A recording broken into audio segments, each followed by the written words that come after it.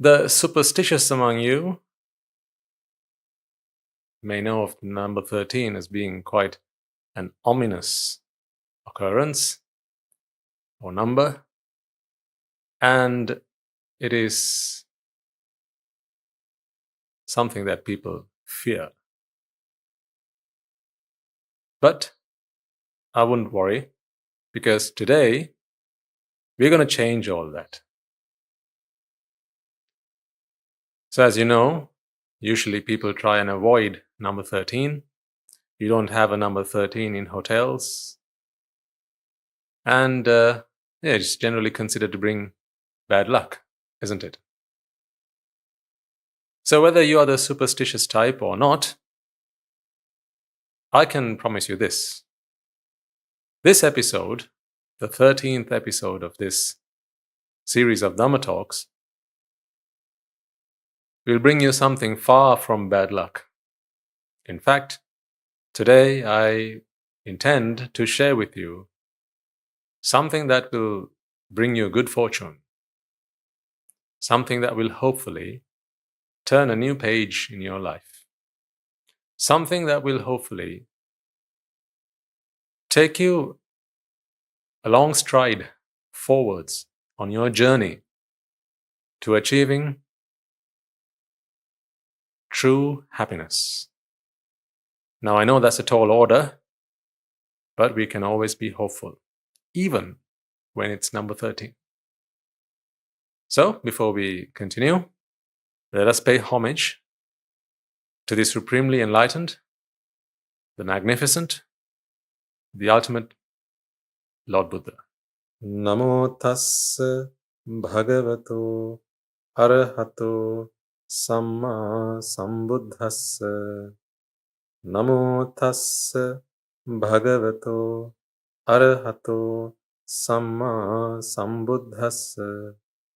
Namo tassa bhagavato arahato samma sambuddhassa. So, what could it be that could bring you so much good luck and good fortune? What might I be able to say that could change your life forever? That could change your outlook on life, on happiness, forever? I don't expect that this will be new territory for all of you. I'm sure there will be some of you, perhaps even a majority of you, that will be familiar with what I have to share with you today. But at the same time, I also am certain that there will be some among you for whom the principles that I share with you today may be novel concepts. And any good student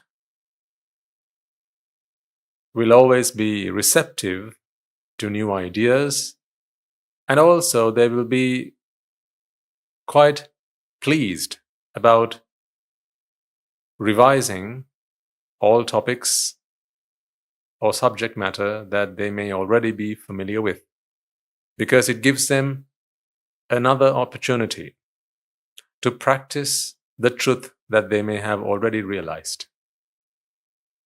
So without any further ado, let's cut to the chase.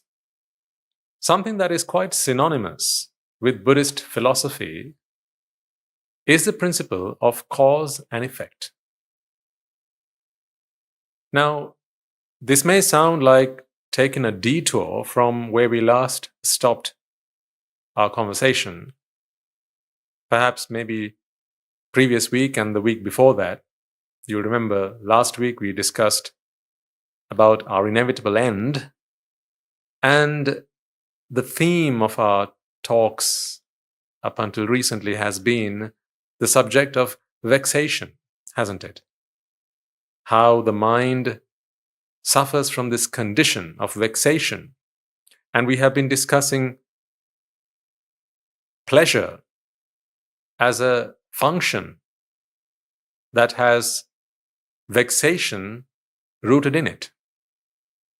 So I'm not really going off track when I today talk to you about the principle of cause and effect, but it is something that I think will be prudent to discuss at this point, to really get it out there and start to think about at this point, because very soon we will begin to realize the connection between the principle of cause and effect and vexation, pleasure, and all of that good stuff that we have been discussing up until now.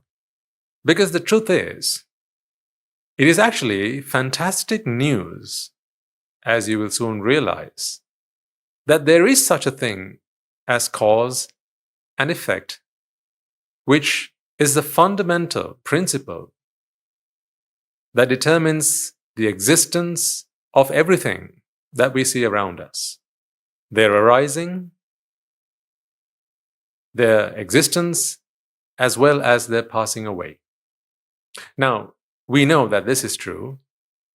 Things arise, they exist for a period of time, and then they pass away. All things come to an end. Meaning, they have a beginning. They have a period of time during which they exist, they prevail, and then at a given point, they pass away. Now, this is characteristic of all conditioned things. You've met this idea of conditioned things or conditioned entities previously, if you recall from some of our first talks in this series. And by conditioned, what we meant was things that manifest, things that we are able to experience, see, or just exist because there are other factors that have brought them to life. So that is simply what we mean by conditioned. I'll take a simple example. A fire, for instance. A fire comes into being, remains alive, and then passes away. By alive, of course, I don't mean a living, breathing organism. I just mean a fire that is producing heat. Like at a fireplace, or maybe a barbecue, or a forest fire, whatever. It has a beginning. There's a period of time in which it is alive, and then it passes away. So a fire is a conditioned entity. Why do we say that? Well, it's a conditioned entity because there are conditions which must be true for a fire to come into existence. There are conditions which must be true for a fire to exist, to remain alive. And there are conditions which must be true for a fire to pass away. Really, the very conditions that brought it to being must spread apart or disperse, exist no longer.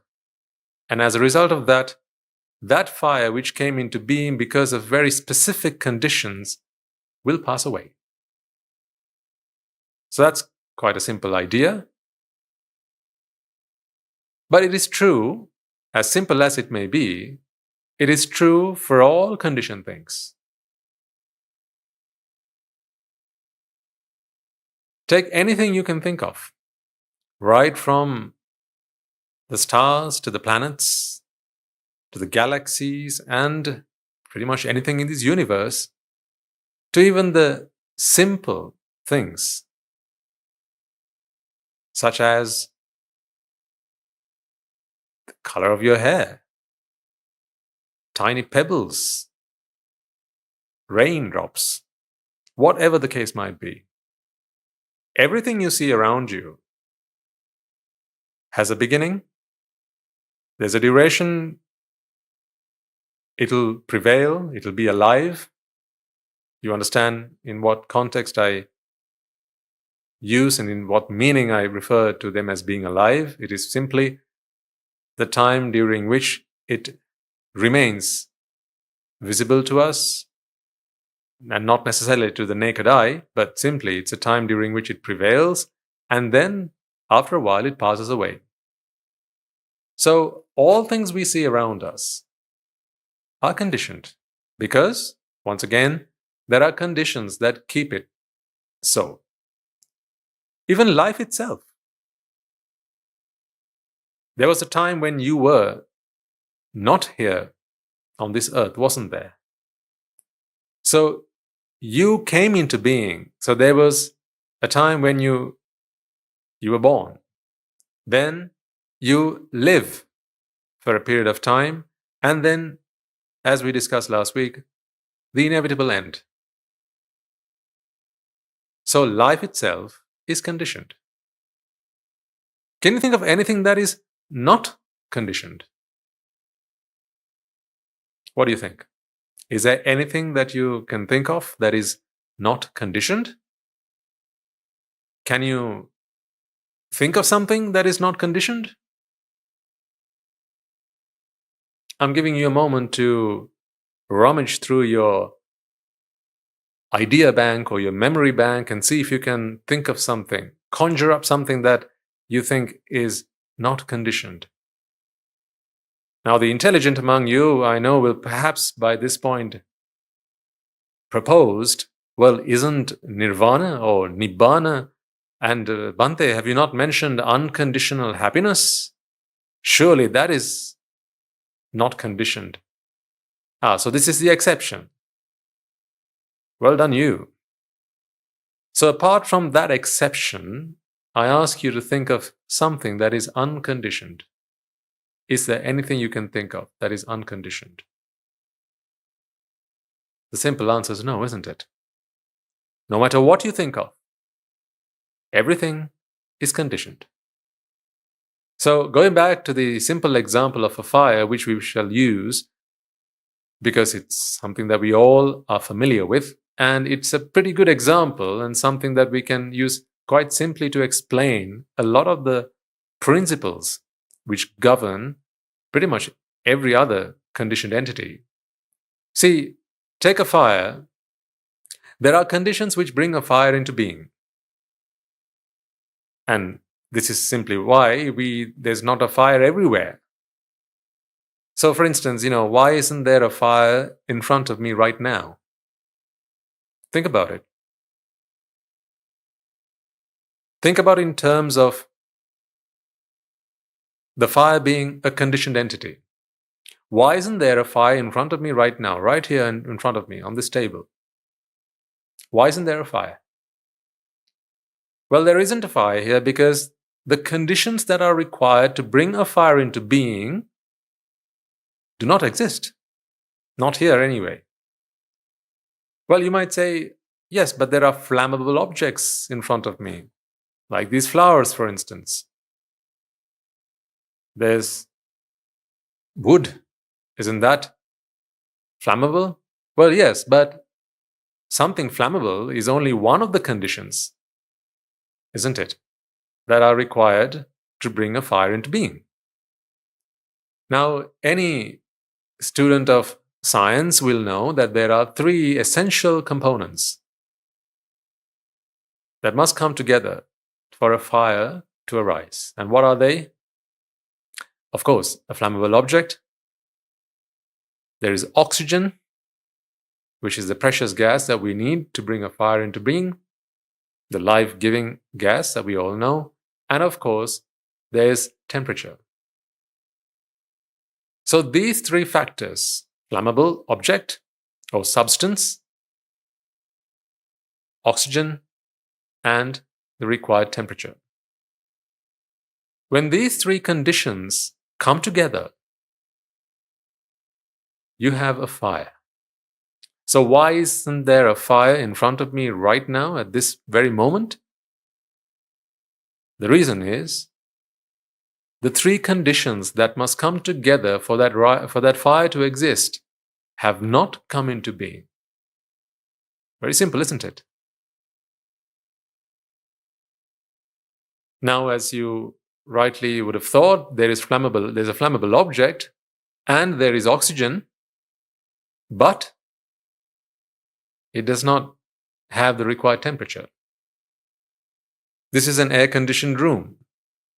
Even if it were at room temperature, it's not warm enough for this flammable object to be alight.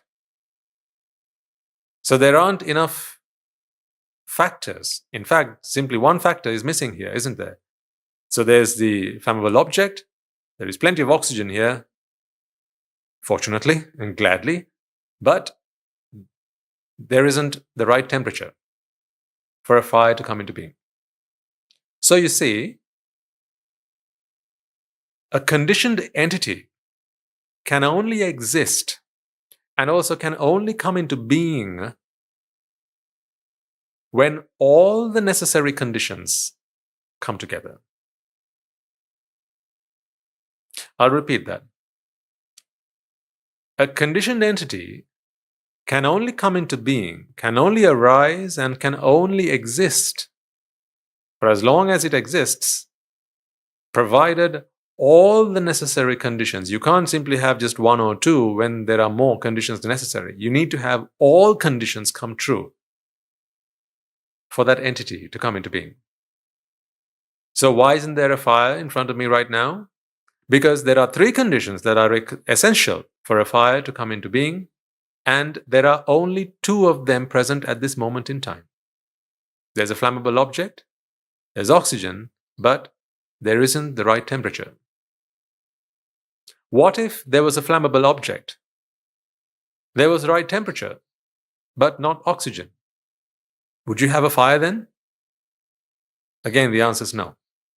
What if there was oxygen and the right temperature, but no flammable object? Again, you wouldn't have a fire. So you see, if there are a multitude of conditions which have to come together for a particular conditioned entity to come into being and to remain in existence, it's only when all of these conditions come into being will that particular entity manifest itself. Now, this might sound like a really simple explanation of something that we are all so familiar with, and you might wonder, Bhante, why are you even going on about this? Isn't this like preliminary science? We learned this at grade 6. Why are you going on about this? We are adults, we know a thing or two more than this. Surely. I agree. Absolutely.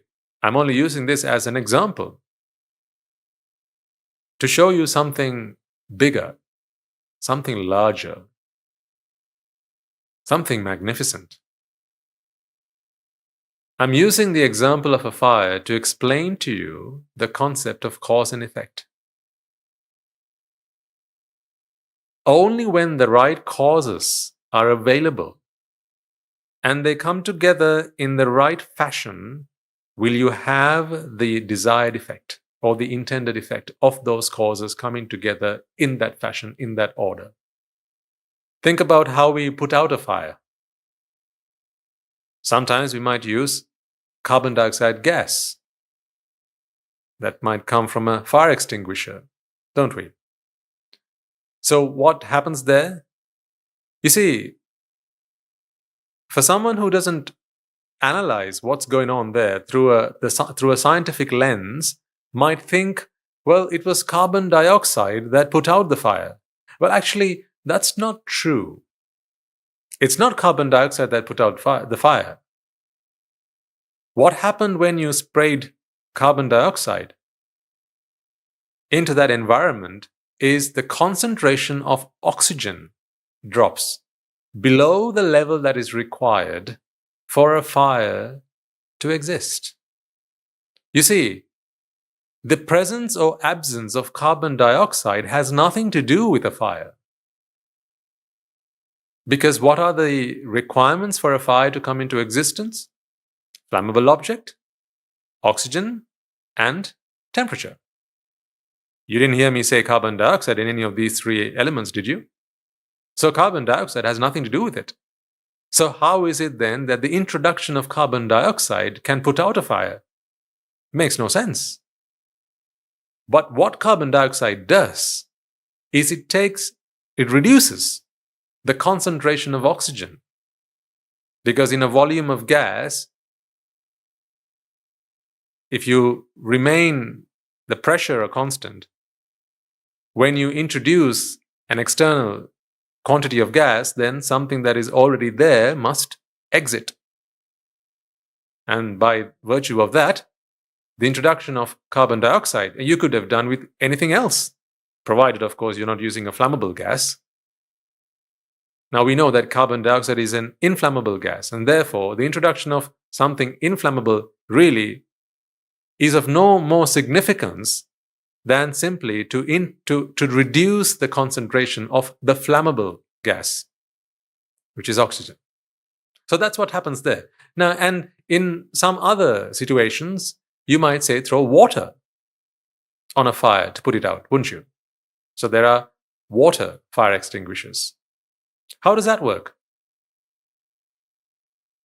Can water really put out a fire? Again, I want to emphasize the point here, folks, that I'm not trying to teach you science, but rather I'm inviting you to think about really what's going on in this situation, because this is really important. The way you look at this, the way you read this situation is very important to understand the principle of cause and effect. And no better example than a fire, both literally and metaphorically, because at the end of the day, what we're trying to put out here is a fire. And that is a fire of vexation. So it's a wonderful example, if I might say so myself. Only I learned it from my teachers. So all due credit there. So let's get back to the example of the fire, right? Some people would put out a fire using water, provided, of course, that is the suitable extinguisher to be used in that situation. You'd never put out an electrical fire with water, for instance. So what does water do to a fire, to an alive fire, or to a live fire? What does water do? Let's go back to the requirements. What are the conditions that are needed for a fire to come into being? You need a flammable object, you need oxygen, and you need the required temperature. And the absence of water? No. Water has nothing to do. The presence or absence of water has nothing to do with a fire. So how is it then that the addition or the introduction of water can put out a fire? What's the logic there? The logic is simply this. And you know this. I know you know this. I'm just asking you, I'm just inviting you to think about it from a different perspective.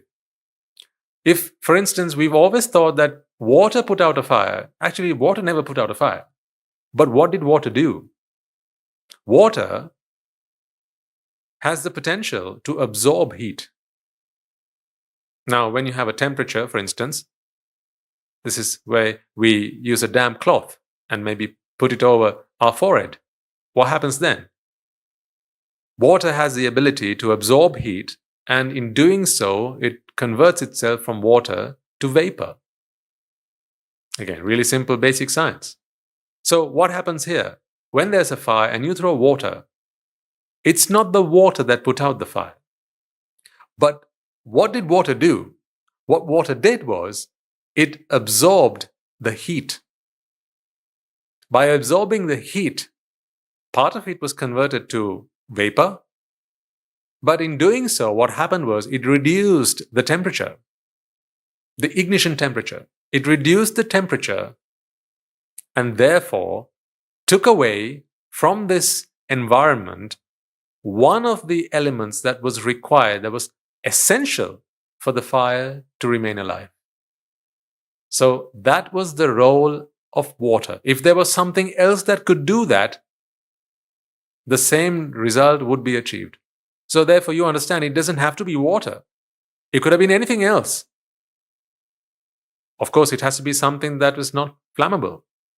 That is why you can't throw a can of gasoline onto a fire and expect it to do the same as would water. But water is not flammable, so what happens is it absorbs the heat and by doing that reduces the temperature of that environment, and therefore the fire can no longer remain alive. This is yet again proof that the conditions which are required for a fire to come into being and to exist are the same three requirements, the same three elements. What were they? Flammable object, oxygen, and temperature. So you see, a fire can only continue to be alive provided all of the conditions which brought it alive continue to remain. So if but one of those conditions were removed from that environment, then you no longer have a fire. There is nothing you could do to sustain a fire if you remove but one of those conditions. You don't have to touch all of them, you just need to remove one. But for a fire to come into being, you need to apply all three of them.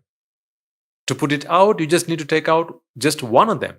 So you don't have to throw water at a fire and also take out the oxygen, because that is not necessary. As simple as this might sound, soon you'll realize the beauty of this principle. Why it is anyone's good fortune to be able to look at something, look at conditional objects, conditional entities through this lens and from this perspective. So the point I'm trying to convey to you folks is that for something to come into being, and for that thing, whatever that thing might be, anything conditional, any conditioned entity, for it to come into being and for it to remain, you need all of the conditions which brought it into being. All of them. Absolutely all of them. If there were 10 of them, you need all 10 of them to be supplied in the required quantities, in the required order, in the required fashion. But